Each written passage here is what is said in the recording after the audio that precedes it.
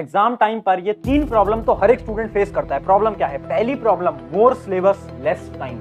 इतना सारा सिलेबस है और टाइम इतना कम है, आखिर कैसे हम इतने सिलेबस को इतने कम टाइम के अंदर कवर करें। दूसरी प्रॉब्लम, याद नहीं रह पाता। इतना सारा सिलेबस है पढ़ने को, इतनी सारी चीजें हैं पढ़ने को, आखिर हम किस टेक्निक से पढ़ें जिससे कि सारी चीजें हमारी लॉन्ग टर्म मेमोरी के अंदर स्टोर हो जाए। और तीसरी प्रॉब्लम, ओवर थिंकिंग। कितनी बार ये होता है ना कि आप बैठ के ये सोच रहे होते हो कि यार मैंने तो अपना पूरा साल खराब कर दिया, क्या मैं अब से पढ़ के भी अपने एग्जाम को क्रैक कर पाऊंगा, या फिर इसमें 95% लेकर आ पाऊंगा, या फिर मैं अपने एग्जाम के अंदर टॉपर बन पाऊंगा। तो हाय एवरीवन, मेरा नाम है Prashant, mentor of thousands of students. और आज की ये जो वीडियो है ना, ये उस हर एक स्टूडेंट के लिए है जिसके एग्जाम या तो 1, 2, 3 महीने के अंदर स्टार्ट होने वाले हैं, या फिर आपके एग्जाम ऑलरेडी स्टार्ट हो चुके हैं। पता है क्यों? क्योंकि ये जो एग्जाम का टाइम होता है ना, ये बहुत ज्यादा इंपॉर्टेंट टाइम होता है आप सभी के लिए। क्योंकि मैंने ऐसे भी कई स्टूडेंट्स को देखा है जो कि एग्जाम टाइम पर उन्होंने पढ़ाई करी, बहुत फोकस से पढ़ाई करी, इन स्ट्रेटेजीज को फॉलो करके पढ़ाई करी और बोर्ड एग्जाम को क्रैक कर दिया, IIT JEE को क्रैक कर दिया, नीट को क्रैक कर दिया। चाहे तुम किसी भी कॉम्पिटिटिव एग्जाम की बात करो, लास्ट के टाइम में पढ़ के भी लोगों ने क्रैक करा है। और मैंने ऐसे भी लोगों को देखा है जो कि पूरे साल भर पढ़ाई कर रहे थे, बट एग्जाम टाइम के अंदर उन्होंने कुछ गलतियां कर दी, कुछ मिस्टेक्स कर दी, जिसकी वजह से उस एग्जाम को वो क्रैक नहीं कर पाए और अपनी क्लास के अंदर वो टॉपर नहीं बन पाए। तो ये जो एग्जाम का टाइम होता है ना, ये आप सभी के लिए बहुत ज्यादा इंपॉर्टेंट होता है। और इस टाइम के अंदर ये जो 3 प्रॉब्लम है ना, ये आपके साथ होता ही होगा कि इतना सारा सिलेबस है, इतना कम टाइम है, चीजें को आप याद नहीं कर पाते होगे और बहुत सारी चीजों के बारे में आप ओवर थिंकिंग करते होगे। बट आज मैं 3 स्टेप का ऐसा एक प्रोसेस बताने वाला हूं जिसको अगर आपने फॉलो कर लिया ना, आप आराम से कम समय के अंदर भी बहुत अच्छे मार्क्स को लेकर आओगे। बट मेरा एक सवाल है आप सभी से, क्या आप सच में मेहनत करने को तैयार हो? क्या आप जिंदगी में रगड़ने के लिए तैयार हो? जो टाइम आपके पास है, मुझे नहीं पता कितने टाइम में आपके एग्जाम है, शायद 1 महीना, 2 महीना, 3 महीना, 15 दिन, 10 दिन, 5 दिन। क्या आप इस टाइम के अंदर खुद को पूरी तरीके से मोटिवेटेड होकर मेहनत करने को तैयार हो गया यार? यस या नो बताओ, खुद से पूछो और आज कमेंट के अंदर लिख दो। अगर तुम सच में तैयार हो तो लिख दो यार, यस भैया आई विल वर्क हार्ड, मैं करूंगा मेहनत, मैं करूंगी मेहनत, लिख दो। तो फिर से बोल रहा हूं, अगर इस वीडियो को देखना चाहते हो तो अभी कमेंट कर देना कि yes I am ready to work hard. अब बात करते हैं वो 3 स्टेप प्रोसेस की, कि वो जो 3 स्टेप प्रोसेस है आखिर वो है क्या। तो हम स्टार्ट करते हैं स्टेप नंबर 1। स्टेप नंबर 1 है रीड लेस। अब तुम सोच रहे होगे रीड लेस, इसका क्या मतलब है? समझाता हूं, बहुत ध्यान से समझना। देखो, इस समय पर ना एक गलती तुम कर रहे हो। गलती तुम क्या कर रहे हो ना, कि तुम अपने दोस्तों को फोन मिलाओगे, तुम अपने दोस्त को बोलोगे यार मेरा ना कल एग्जाम है, मान लो एक एग्जांपल ले लेते हैं, मेरा कल SST का एग्जाम है, अब मुझे ये बता दे कि मैं कौन सी बुक से पढ़ाई करूं, कौन से लेक्चर से पढ़ाई करूं कि मैं अपने बहुत अच्छे मार्क्स ले आऊंगा। तो आपका एक दोस्त बोलेगा यार एक काम कर, YouTube पे ना इन सर की एक वीडियो है वो देख लेना, और उसके अलावा एक काम करना, तू ये बुक भी खरीद ले, ये बुक बहुत इंपॉर्टेंट है, यहीं से सवाल आते हैं। तो आप मोटिवेटेड होते हो, आप जल्दी से बुक ले आते हो, लेक्चर देखना स्टार्ट कर देते हो। अब 1 घंटे बाद आप अपने दूसरे दोस्त को फोन मिला लेते हो, दूसरे दोस्त से बोलते हो यार मैं ना SST की पढ़ाई कर रहा हूँ, SST में ना मैं इस बुक से पढ़ रहा हूँ। अब आपका दूसरा दोस्त बोल देता है यार तू इस बुक से क्यों पढ़ रहा है, ये बुक तो बेकार है, ये लेक्चर तो बेकार है। अब तू क्या करना, तू इस बुक को लिया, दूसरी वाली कोई बुक है इसको लिया, पेपर यहीं से बनता है। अब तुम जाओगे मार्केट में दौड़े दौड़े, इस बुक को भी ले आते हो। यही करते हो ना तुम, और यही आपकी सबसे बड़ी मिस्टेक है। पता है क्यों? क्योंकि आप इतनी सारी बुक्स को ले आते हो, इतने सारे रिसोर्सेज को ले आते हो, क्या आप प्रैक्टिकली इतने कम समय के अंदर इतने रिसोर्सेज को पढ़ सकते हो?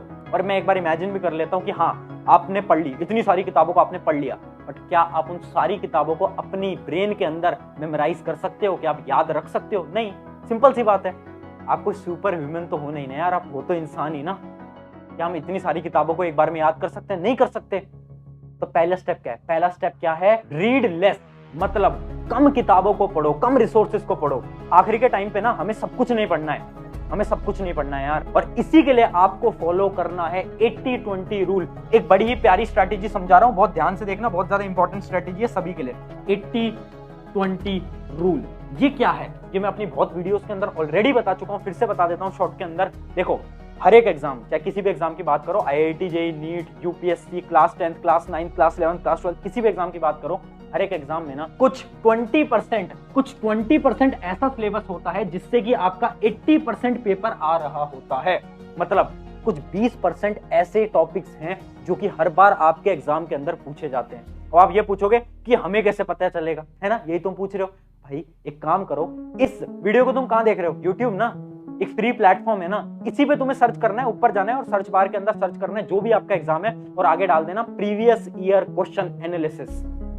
अब बस इतना डाल देना, इमेजिन करते हैं एक स्टूडेंट है जो कि नीट की तैयारी कर रहा है, तो डाल देना कि NEET physics chapter wise analysis या फिर प्रीवियस ईयर क्वेश्चन एनालिसिस। उससे पता क्या होगा, आपको ये पता चलेगा यार अच्छा फिजिक्स के अंदर ये वाला चैप्टर बहुत ज्यादा इंपॉर्टेंट है, ये तो 5 साल में बार बार पूछा गया है, अच्छा ये वाले टॉपिक से बहुत बार सवाल आते हैं। उससे क्या होगा ना, आपको वो टॉपिक्स पता चल जाएंगे, वो चैप्टर्स पता चल जाएंगे। अब आपको क्या करना है, सबसे पहले उन चैप्टर्स को करना है जो कि बहुत इंपॉर्टेंट है। आप इस एग्जांपल को किसी भी क्लास के लिए ले सकते हो, चाहे आप क्लास 10th बोर्ड की तैयारी कर रहे हो ना, तो आप यूट्यूब पे डाल लेना क्लास 10th बोर्ड, जो भी आपका बोर्ड है उसके आगे डाल देना previous year chapter wise analysis, ये आप डाल देना। और अगर आपको अब भी इस टेक्निक पे विश्वास नहीं हो रहा ना, तो इसका एग्जांपल दे देता हूं। मेरा एक स्टूडेंट था, पिछले साल वो क्लास 12th बोर्ड एग्जाम की तैयारी कर रहा था और उसने लास्ट के टाइम पे कुछ भी नहीं पढ़ा था, बस एग्जाम से 1 महीने पहले उसने क्या करा ना, इंपॉर्टेंट टॉपिक्स को पढ़ लिया।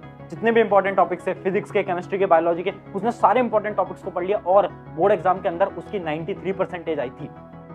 तो आप खुद सोचो यार, अगर वो स्टूडेंट कर सकता है तो आप भी कर सकते हो, चाहे आप किसी भी एग्जाम की तैयारी कर रहे हो, बट पॉसिबल है। तो पहला स्टेप हमारा क्या है कि हमें सब कुछ नहीं पढ़ना है, हमें केवल वही पढ़ना है जो कि हमारे एग्जाम के लिए इंपॉर्टेंट है। अब बात करते हैं हमारे स्टेप नंबर 2, जो कि है थिंक मोर। अब आप सोच रहे होगे थिंक मोर से मेरा क्या मतलब है, अभी समझाता हूं, बहुत ध्यान से समझना। देखो एग्जाम के टाइम में ना सबसे बड़ी प्रॉब्लम आपकी क्या है कि आप चीजों को याद नहीं कर पाते, क्योंकि आपको बहुत कुछ पढ़ना है। देखो आपने शुरू से पढ़ाई करी नहीं, अब इतने कम समय के अंदर आपको बहुत सारी चीजें पढ़ने को मिल रही हैं। अब ऑब्वियस सी बात है आपका ब्रेन इतनी सारी चीजों को याद तो नहीं कर पाएगा, बट इसका एक मेथड है। इस मेथड को हम बोलते हैं विजुअलाइजेशन। अभी इस मेथड को प्रैक्टिकल तरीके से मैं करके भी दिखाऊंगा, बट ये जो मेथड है ना, ये गुरुकुल के अंदर भी यूज किया जाता था। इसके ऊपर एक पूरी डिटेल्ड वीडियो मैंने ऑलरेडी बना रखी है, बट आज बात कर रहे हैं एग्जाम के टाइम पे हमें कैसे पढ़ना है। तो इसका एक एग्जांपल देख लेते हैं कि विजुअलाइजेशन होता क्या है। जैसे कि एक एग्जांपल ले लेता हूं, आपके नोट्स हैं या फिर आप किताब से पढ़ते होगे, आप लेक्चर से पढ़ते होगे, आप कहीं से भी पढ़ रहे हो। इमेजिन करो आपने एक लाइन पढ़ी, क्या A displacement reaction is the one wherein the atom or the set of atom is displaced by another atom in a molecule।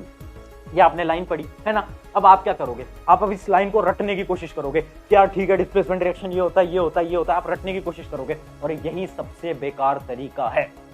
आपके दिमाग के अंदर ना आपको एक थोड़ी सी न्यूरोसाइंस समझा देता हूँ। न्यूरोसाइंस ये बोलती है ना, जब आप चीजों को रटते हो ना तो वो आपकी शॉर्ट टर्म मेमोरी में तो आ जाता है, बट आपके लॉन्ग टर्म मेमोरी में नहीं आता।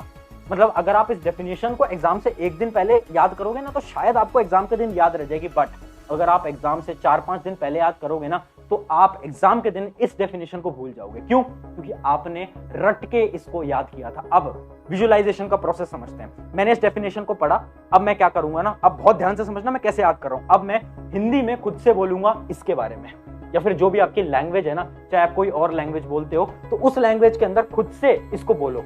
क्या डिस्प्लेसमेंट रिएक्शन क्या हुआ, जिसमें कि एक एटम ने दूसरे एटम को ऐसे डिस्प्लेस कर दिया। क्यों डिस्प्लेस करा? क्योंकि एक जो एटम है ना, वो दूसरे एटम से ज्यादा रिएक्टिव है। मैं पूरी वो साइंस समझा रहा हूं कि ऐसे आपको खुद से बोलना है। अब इसके अंदर अगर आपने एक चीज नोटिस करी हो, तो मेरे हाथ भी इधर उधर चल रहे थे कि एक एटम ने दूसरे एटम को ऐसे डिस्प्लेस कर दिया। ये मैं क्या कर रहा हूं, ये भी गुरुकुल का सिस्टम है। होता क्या है ना, जब आप कोई चीज बोल के और अपने हाथों को मूव करके याद करते हो ना, तो आपके लॉन्ग टर्म मेमोरी के अंदर वो बहुत जल्दी जाती है। तो अगर आपके एग्जाम पास आ चुके हैं और आपको बहुत कुछ पढ़ना है, बहुत सारे सब्जेक्ट्स आपको पढ़ने हैं, तो आपको क्या करना है ना, याद करने के तरीकों को बदलो। मतलब नॉर्मली रट के याद मत करो, अपने हाथों का यूज लो, उसके बारे में सोचो, हिंदी में सोचो, क्योंकि जो हमारी ब्रेन है ना, वो हमारी नॉर्मल लैंग्वेज के अंदर ही सोच पाता है। मैं रियली में बता रहा हूँ, 7 दिन इस टेक्निक को फॉलो करके देखना। अपने हैंड्स को ऐसे हिलाओ, मूव करो याद करते टाइम। उससे क्या होगा, आपकी ब्रेन के अंदर सेल्स बहुत जल्दी कनेक्ट करेंगे चीजों को और आप बहुत जल्दी याद कर पाओगे।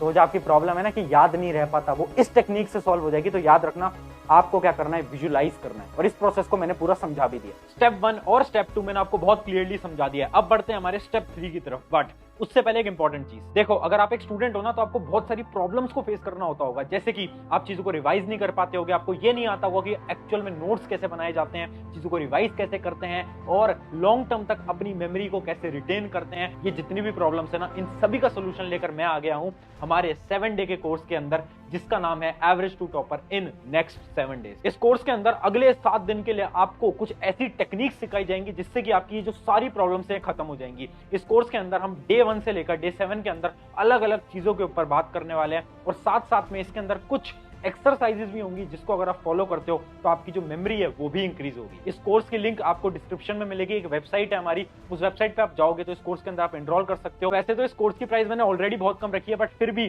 क्योंकि आप मेरे पर्सनल स्टूडेंट हो तो आप सभी के लिए एक मैं कोड दे देता हूँ, यहाँ पर स्टूडेंट्स करके कोड आ गया होगा। अगर आप इस कोड को भी लगाओगे ना तो आपको और डिस्काउंट मिल जाएगा, मतलब 50 से 60% आपको और डिस्काउंट मिल जाएगा उस कोर्स के ऊपर। आगे बढ़ते हैं हमारे स्टेप 3 की तरफ। स्टेप नंबर 3 क्या है? ओवर थिंकिंग को कैसे खत्म करें। अब इस स्टेप को मैं एक एग्जांपल से समझाता हूँ, एक स्टोरी से समझाता हूँ। ये स्टोरी है एक लड़के की जिसका नाम था राहुल। बहुत ध्यान से सुनना, बहुत इंपॉर्टेंट स्टोरी है। देखो एक बार क्या होता है ना कि राहुल को ना कहीं रात को पार्टी करने जाना था, है ना। राहुल था अपने 11th क्लास का एक स्टूडेंट था और उसको कहीं पार्टी करने जाना था रात को। तो वो जाता है और अपनी मम्मी के पास जाता है और परमिशन लेता है कि मम्मी मुझे ना रात को अपने दोस्तों के साथ ऐसे पार्टी करने जाना है। उसकी मम्मी कहती है ठीक है चले जा, बट रात को टाइम से आ जाना।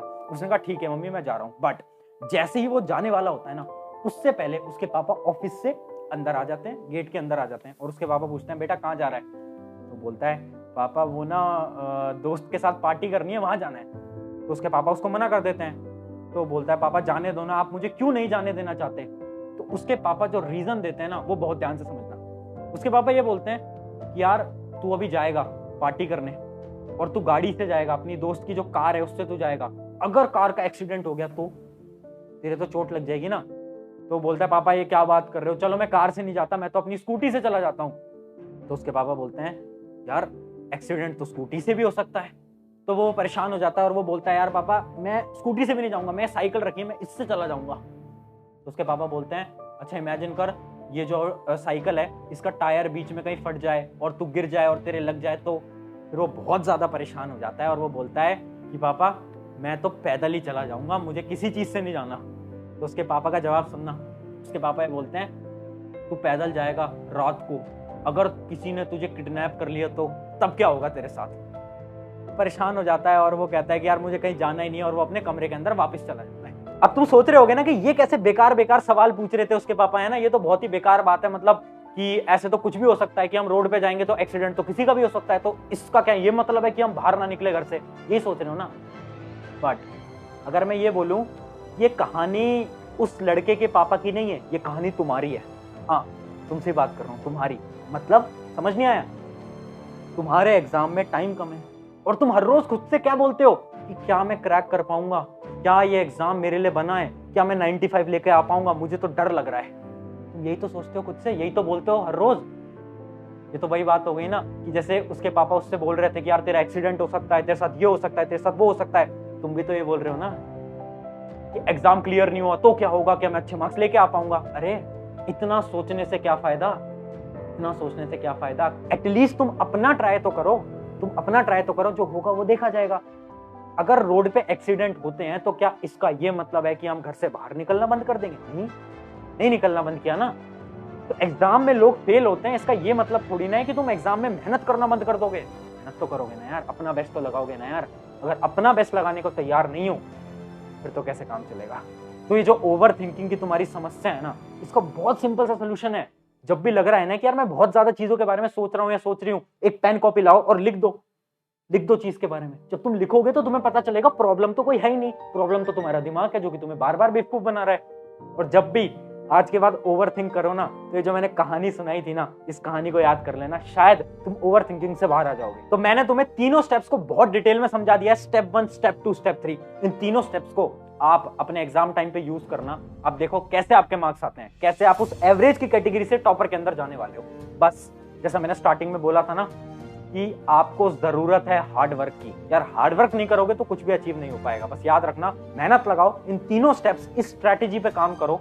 जैसे मैंने याद करने की ट्रिक बताई है, उस ट्रिक से याद करो। और अगर अभी तक आपने कमेंट नहीं करा है कि यस भैया I will do hard work, तो फिर तो यार कैसे काम चलेगा? तो अभी सबसे पहले कमेंट कर देना। ऑन दिस नोट, शुक्रिया एवरीवन। मेरा नाम है प्रशांत, मिलते हैं किसी नेक्स्ट वीडियो के अंदर।